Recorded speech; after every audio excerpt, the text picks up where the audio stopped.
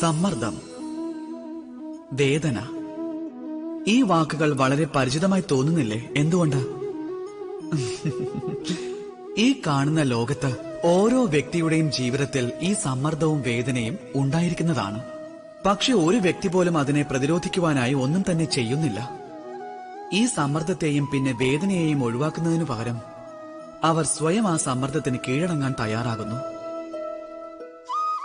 ശരി, നിങ്ങൾക്ക് ഞാൻ ഈ പ്രകൃതിയിലുള്ള ഉദാഹരണം തന്നെ നൽകാം, അത് മനസ്സിലാക്കുവാനായി. അത് മനസ്സിലാക്കേണ്ടത് നിങ്ങളെ സംബന്ധിച്ച് അത്യാവശ്യമാണ്. നിങ്ങൾ പല വൃക്ഷങ്ങളെയും കണ്ടിട്ടുണ്ടാകും. അവയിൽ നിങ്ങൾ പുഷ്പങ്ങളും കണ്ടിട്ടുണ്ടാകും, ഫലങ്ങളും കണ്ടിട്ടുണ്ടാകും. ഏതെങ്കിലും പുഷ്പത്തെ കയ്യിലെടുത്ത് അമർത്തി നോക്കിയാലും അതിൽ നിന്നും സുഗന്ധം പരക്കുന്നതായി കാണാം. അത് നമുക്ക് ഏറെ പ്രിയമാണ്. ഇനി അഥവാ ഏതെങ്കിലും ഫലത്തെ അമർത്തി നോക്കിയാൽ അതിൽ നിന്നും നീരായിരിക്കും വരുന്നത്.